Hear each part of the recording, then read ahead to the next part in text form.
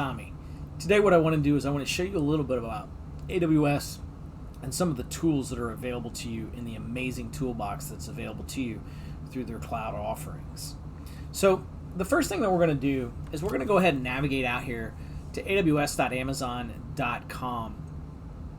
And when we do, we can get signed into our console. If we don't already have an account, you can go ahead and get signed up, and you'll get a free account which gives you access to certain free tier services for the first 12 months of your service. In addition to that, there are other services that are available for the duration of your account. You can look to those services and see what levels of service are available. But it certainly does pay to go ahead and create that new account and get started with some of these service offerings. So let's go ahead and take a look. Once we get our account created, then we can get signed in.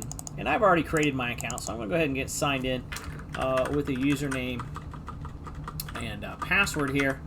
And what we'll do is go ahead and get signed in and take a look at what's available to us in our console. So the first thing that we're going to notice is that when you first get signed into the AWS console, here at the upper menu is going to show you all the different services that are available. In addition to that, we also have a unified search functionality.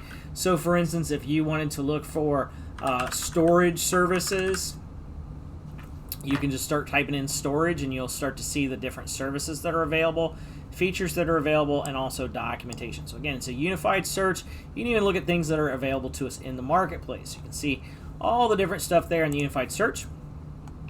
Or you could just go through the menu and navigate to the different service offerings that are available in the menu. Now, as you might know, since AWS is providing compute servicing and IT services, those are the services that we see in here. So, generally speaking, you see a lot of services here, but it's not just somebody else's computer, right?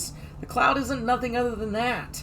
And so we're just renting that capability, right? So when we think of computing, we have the four subsystems, memory, compute, storage, and networking, right? And then we got to put some security on top of it. So when we look at compute and containers and storage and database, it all just ties back to that stuff, right? It's either compute or storage or memory or networking, and we're just setting it up in the cloud, right? So we're just using cloud services to provide that functionality.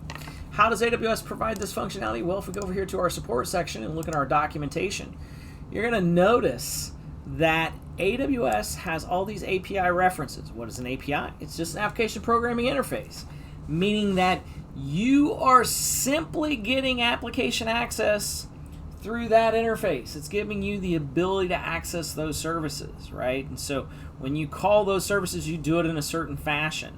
And so they're just providing the dashboard, if you will, in order to manage access to those APIs that you're exposing and gaining access to.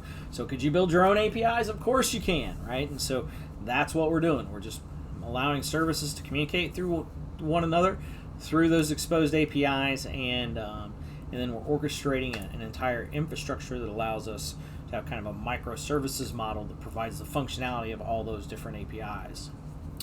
So, so anyway, that's in essence what we're doing here.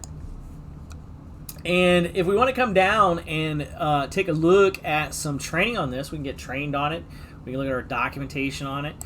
You can look at this build a solution. These are some very easy to use automated workflows and wizards where you can start building out different solutions and creating things in your environment with these wizards and templates. And so definitely take a look at those and start getting to work with AWS services.